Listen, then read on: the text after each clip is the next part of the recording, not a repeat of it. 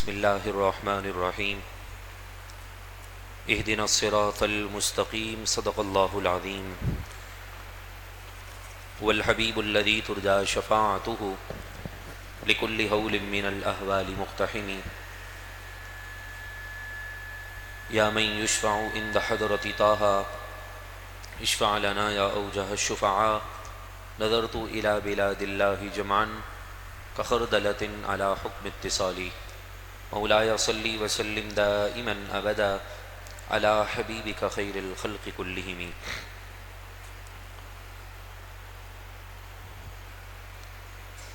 رب العالمین کا کرم اور اسی کا فضل اور اسی کی دی ہوئی توفیق سے قرآن مجید فرقان حمید کی آیتیں اور اس سے فیض پانا، اس سے نور لینا، ہر جمعۃ المبارک کو ان لمحات میں رب کے گھر میں مہمان بن کر ہم سمیٹ رہے ہیں۔ دعا کیجئے اللہ تعالیٰ آپ کو اور مجھے ہمیشہ کے لیے حق اور سچ کا ساتھ دینے کی توفیق عطا فرمائیں، اور ہر ظالم کو اس کے ظلم کے انجام تک جلد پہنچنے میں، اور رب العالمین ہر ظالم کے ساتھ وہی انجام فرمائے جو اس نے معصوم اور بے گناہ مسلمانوں پر کیا۔ دعا ہے اللہ تعالی ہر ظالم کو کیفر کردار تک پہنچا دے۔ حضرت یوسف علیہ السلام کے واقعے کو ہم سماعت کر رہے ہیں۔ تقریباً پچھلے 3.5 سے 4 ماہ سے ہم مسلسل قرآن پاک کا سب سے بہترین قصہ تفصیل کے ساتھ اور اپنی اصلاحی باتوں کو ساتھ سمیٹے ہوئے جو کرنٹ ایشو چل رہے ہوتے ہیں ان پر بھی کلام اور گفتگو سماعت کرتے ہوئے آگے بڑھ رہے ہیں۔ سب سے پہلے تو حضرت یوسف علیہ السلام کے واقعے میں ہم وہاں تک پہنچے کہ جب حضرت یوسف علیہ السلام نے اپنے بھائی حضرت بنیامین کو اپنے پاس روک لیا،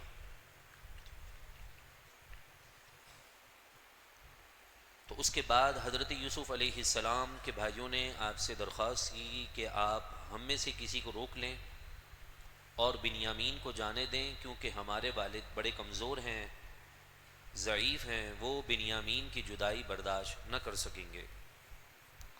تو آپ نے فرمایا کہ میں دوسرے کو کیسے روک سکتا ہوں، جبکہ سامان میں سے تو قیمتی پیالہ بنیامین کے نکلا ہے، اور تم نے بھی یہ بات بتائی ہے کہ جس کے سامان میں سے پیالہ نکلے گا جو چوری کرنے والا ہوگا تو وہ بدلے میں قیدی بنا دیا جائے گا، لہذا میں بنیامین کو اپنے پاس روک رہا ہوں۔ فَلَمَّا اسْتَيْأَسُوا مِنْهُ خَلَصُوا نَجِيًّا، پھر جب وہ حضرت یوسف علیہ السلام کی طرف سے نا امید ہو گئے، خَلَصُوا نَجِيًّا، تو انہوں نے آپس میں سرگوشی کی اکیلے میں اور مشورہ کیا۔ قال کبیرہم، تو ان میں سے جو سب سے بڑا بھائی تھا اس نے کہا، الم تعلموا، کیا تم نہیں جانتے، ان اباکم قد اخذ علیکم موثقا من اللہ، کہ تمہارے والد نے تم سے اللہ تبارک و تعالی کی پختہ قسم لی تھی اس کو واپس لانے پر۔ ومن قبل ما فرطتم فی یوسف، اور اس سے پہلے بھی حضرت یوسف علیہ السلام کے معاملے میں بھی والد صاحب نے قسم لی تھی اور ہم نے کوتاہی کی ہے۔ فلن رحل اردا، تو میں اس زمین سے ہرگز نہ جاؤں گا، یعنی میں بھی ادھر ہی رکا ہوا ہوں، حتی یأذن لی ابی، یہاں تک کہ میرے لیے میرے والد کا کوئی حکم نہ آ جائے، او یحکم اللہ لی، یا پھر اللہ تبارک و تعالی کوئی حکم میرے لیے نازل کر دے، تو پھر میں اس زمین سے اپنے والد کے گھر کی طرف جاؤں گا، ورنہ مجھ میں اتنی ہمت نہیں کہ میں اپنے والد کا سامنا کر سکوں۔ وَهُوَ خَيْرُ الْحَاكِمِينَ، اور اللہ تبارک و تعالی ہی سب سے بہتر حکم فرمانے والا ہے، فیصلہ فرمانے والا ہے۔ ارجعوا الی ابیکم، تم جو ہے اپنے والد کے پاس چلے جاؤ، میں یہیں رکا ہوں۔ فقولوا، اور جانے کے بعد ان سے کہنا، یا ابانا، اے ہمارے ابا جی، ان ابنک سرق کہ بے شک آپ کے بیٹے نے چوری کی ہے،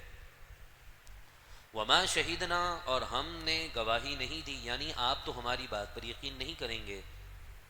الا بما علمنا مگر اسی بات کی جسے ہم نے جانا ہے، وما کننا للغیب حافظین اور ہم غیب کے نگہبان نہ تھے، واسأل القریۃ التی کننا فیہا اور جب تم والد صاحب کے پاس پہنچو تو بستی کے گاؤں کے کچھ لوگوں کو بھی ساتھ لے جانا،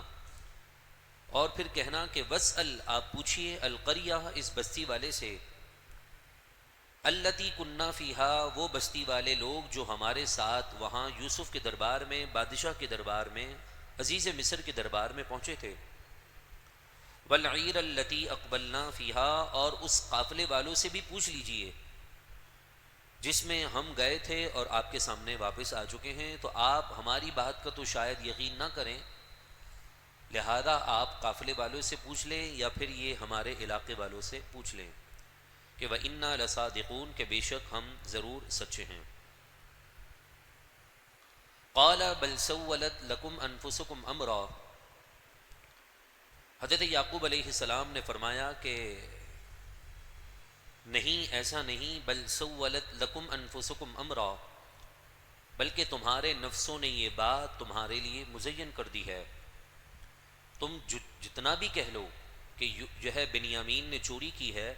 میں اس کو نہیں مانتا، کیونکہ آپ نبی ہیں اور نبی کو اللہ تبارک و تعالی غیب عطا فرماتا ہے،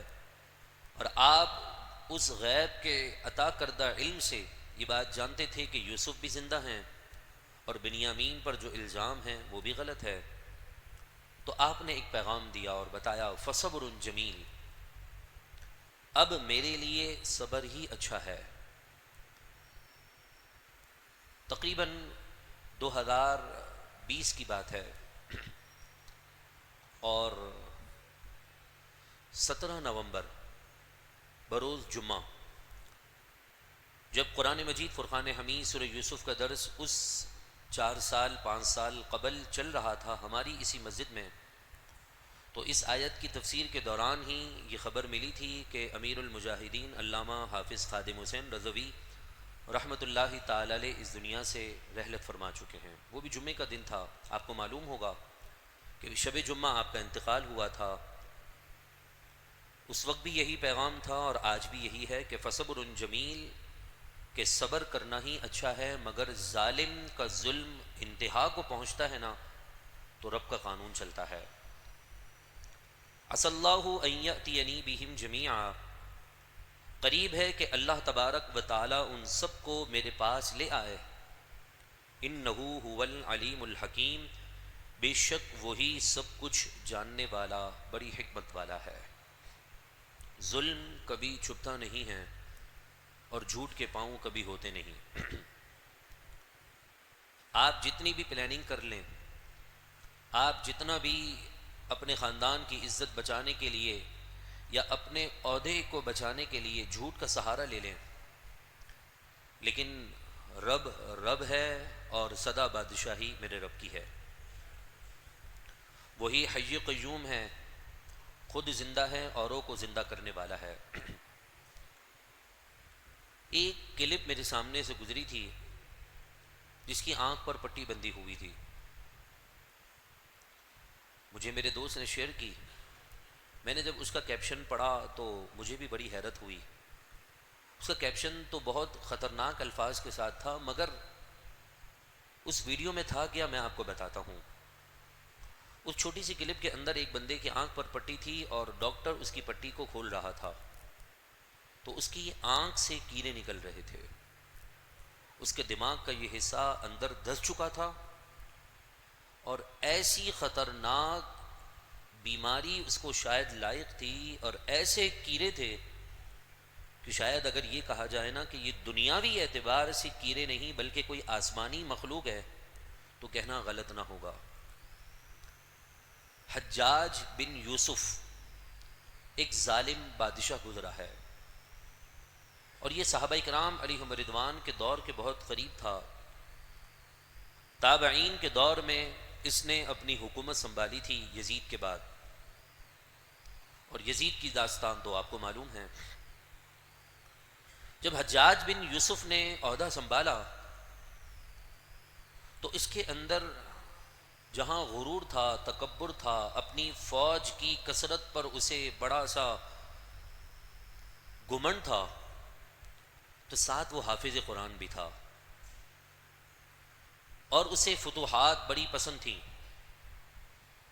ایک طرف اس نے محمد بن قاسم کو سندھ فتح کرنے کے لیے بھیجا ہوا تھا،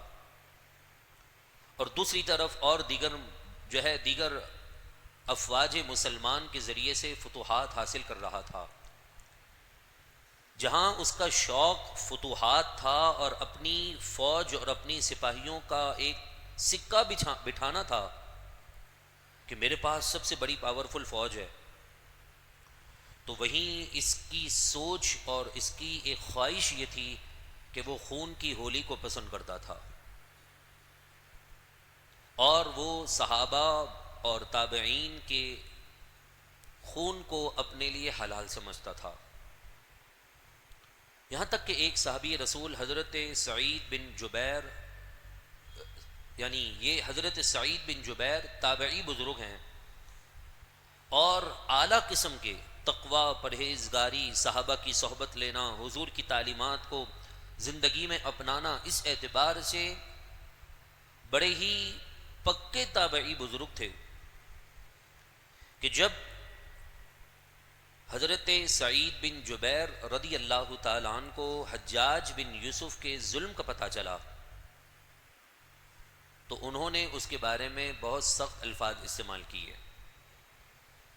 حجاج بن یوسف نے حضرت سعید بن جبیر رضی اللہ تعالیٰ عنہ کو اپنے پاس بلا لیا اور کہا کہ تم میرے بارے میں بہت سخت الفاظ استعمال کرتے ہو، تو جو میں نے سنا ہے وہ ٹھیک ہے؟ حضرت سعید بن جبیر رضی اللہ تعالیٰ عنہ کہنے لگے کہ تم نے کیا سنا، مجھے اس بارے میں کیا معلوم؟ پھر اس نے وہ الفاظ دہرائے کہ کہنے لگا کہ تم نے یہ کہا ہے، حجاج بن یوسف حضرت سعید بن جبیر سے یہ کہہ رہا ہے کہ تو نے یہ بات کہی ہے کہ حجاج کو قتل کر دینا چاہیے کیونکہ یہ بہت بڑا ظالم ہے، اسے اپنی فوج پر گمنڈ ہے، اپنے حفظ قرآن پر گمنڈ ہے، تو لہذا اس کو میرے سامنے لاؤ تاکہ اسے ذبح کر دیا جائے۔ یہ فتویٰ تم نے میرے بارے میں دیا ہے؟ حضرت سعید بن جبیر رضی اللہ تعالیٰ عنہ نے فرمایا کہ ہاں، یہ جملے میرے ہی ہیں۔ پھر وہ کہنے لگا کہ اگر یہ جملے تمہارے ہیں تو سنو، میں تمہیں قتل کر دوں گا، میں تمہیں پھانسی پر سزا چڑھا دوں گا، تمہارا نام لینے والا کوئی نہیں ہوگا، تمہیں بھون کر رکھ دوں گا۔ حضرت سعید بن جبیر رضی اللہ تعالیٰ عنہ نے فرمایا کہ ٹھیک ہے، موت تو برحق ہے، آج نہیں تو کل جان تو جانی ہے، حق اور سچ کہہ کر جان چلی جائے تو اس سے بڑی شہادت کی بات اور کیا ہو سکتی ہے، اور قیامت تک کے لیے اللہ مجھے تا حیات زندگی عطا فرمائے گا قرآن کے فرمان کے مطابق۔ ظالموں کو حکم ہوا کہ اسے پکڑو اور بھون ڈالو، ختم کر دو۔ جب ظالموں نے پکڑا اور ذبح کرنے کی بات کہی تھی تو حجاج بن یوسف نے یہ آرڈر جاری کیا کہ سعید بن جبیر کو ذبح کر دو۔ جب حضرت سعید بن جبیر کو ذبح کرنے کے لیے ظالموں نے پکڑا اور لٹا دیا تو آپ نے اپنا چہرہ کا رخ خانہ کعبہ کی طرف کر دیا اور یہ جملہ فرمایا کہ اے اللہ، میرا چہرہ تیری طرف ہے، تیری رضا پر راضی ہوں، تیری رضا پر راضی ہوں۔ یہ حجاج نہ تو موت کا مالک ہے اور نہ ہی زندگی کا مالک۔ جب حجاج بن یوسف نے یہ بات سنی تو اس نے ظالموں سے کہا کہ اس کا رخ، اس کا منہ میری طرف کر دو۔ جب اس کا رخ خانہ کعبہ کی طرف سے پھیر کر حجاج کی طرف پھیر دیا گیا تو آپ نے فرمایا کہ اے ظالم انسان، رخ جدھر بھی کر، رحمت تو میرے رب کی ہے، میں اسی کی رضا پر راضی ہوں۔ مشرق ہو یا مغرب، جمال ہو کہ جنوب، ہر طرف میرے رب کی رحمت ہے، مگر میں جاتے جاتے ایک جملہ اور ایک دعا کرتا جا رہا ہوں۔ میری دعا یہ ہے کہ میرا قتل تیری زندگی کا یہ آخری قتل ہو اور یہ تیرا آخری ظلم ہو، میرے بعد پھر تو کسی بے قصور مسلمان پر مسلط نہ ہو اور اسے تکلیف نہ دے سکے۔ آپ کی زبان سے یہ جملہ ادا ہونا تھا اور ظالموں نے انہیں شہید کر دیا۔ ایک طرف فتوحات چل رہی ہیں، دیگر ممالک سے جنگ چل رہی ہے، دوسری طرف یہ حافظ قرآن حجاج بن یوسف جو اپنی فوج کی کثرت پر گمنڈ کر کے اپنے لوگوں کو مار کر باہر کے ممالک میں فتح حاصل کر رہا ہے، چند دن گزرے تھے کہ اس کے پیٹ کے اندر درد شروع ہو چکا تھا۔ اس نے بڑے بڑے ڈاکٹروں سے اس کا علاج کروایا، لیکن علاج میں اسے کوئی افاقہ محسوس نہ ہوا۔ تقریباً اس نے 1,20,000 انسانوں کو قتل کیا تھا۔ روزانہ کی بنیاد پر اس کے جیل خانوں کے اندر بیک وقت 80,000 لوگ موجود ہوتے تھے جو بے قصور تھے، جن میں 30,000 سے زیادہ خواتین کی تعداد ہوا کرتی تھی۔ بیک وقت ہوتے تھے، کچھ کو مارتا اور پھر اوروں کو اس کے اندر شامل کر دیتا تھا۔ بیجا مسلمانوں پر ظلم و زیادتی، جس کے لیے من ہوتا اس کو اٹھاتا اور اس کے لیے قتل کا فیصلہ سنا دیتا اور قتل کروا دیتا۔ بالآخر اس کی جو بیماری بڑھتی رہی تو حکیموں نے جو ہے ایسا مشورہ دیا کہ تو اپنے پیٹ کا صحیح معنوں میں علاج کروا لے۔ اسے ایک ایسی بیماری لاحق ہوئی کہ جسم کے اندرونی حصے سے اس کے جسم میں سردی اٹھتی اور پورا جسم اس کا کانپنے لگ جاتا تھا۔ اس وقت کے بڑے بڑے ڈاکٹر، طبیب لوگوں نے ایسی ٹیکنیک استعمال کی کہ اس کے پیٹ میں کوئی چیز اتاری اور دھاگے کے ذریعے سے وہ چیز واپس کھینچ لی۔ کوئی گوشت کا ٹکڑا تھا کہ اندر کیا چیز ہے تاکہ پتہ چل جائے۔ جب ڈاکٹروں نے یہ چیز باہر نکالی تو اندر سے عجیب قسم کے آسمانی مخلوق کے کیڑے اس کے پیٹ سے نکلے، اور جب اس کے پیٹ، حجاج بن یوسف کے پیٹ سے وہ کیڑے نکلے تو اتنی اسمیل، اتنی بدبو، اتنی بو تھی اس کے اندر کہ سارے وزراء بھاگ گئے، یہاں تک کہ ڈاکٹر بھی، وہ علاج کرنے والا بھی بھاگنے لگا۔ تو حجاج نے اسے پکڑ لیا۔ حجاج بن یوسف نے اس ڈاکٹر سے کہا کہ تو کہاں جاتا ہے، تو میرا علاج کر۔ اس نے کہا اس کے اندر سے بدبو تو دیکھ کتنی ہے، یہ کون سے قسم کا کیڑا ہے؟ جب حجاج نے یہ پوچھا تو اس نے کہا کہ کوئی آسمانی کیڑا، کوئی زمینی مخلوق تو نہیں ہے، یہ آسمانی کوئی مخلوق ہے جو اللہ تبارک و تعالیٰ کی طرف سے تیرے ظلم کی وجہ سے تجھ پر مسلط کر دی گئی ہے۔ جب اس کی اس بیماری میں کچھ افاقہ نہ ہوا، بڑھتی ہی جا رہی تھی، تو انہوں نے ایک مشہور تابعی بزرگ حضرت حسن بصری رضی اللہ تعالیٰ عنہ کو بلوایا اور ان سے کہا کہ میرے لیے دعا کریں۔ وہ حجاج بن یوسف کی حالت کو دیکھ کر مسکرانے لگے اور کہنے لگے کہ میں نہ کہتا تھا کہ علماء پر ہاتھ نہ ڈال، میں نہ کہتا تھا کہ حضور کے غلاموں کو نہ پریشان کر۔ حضرت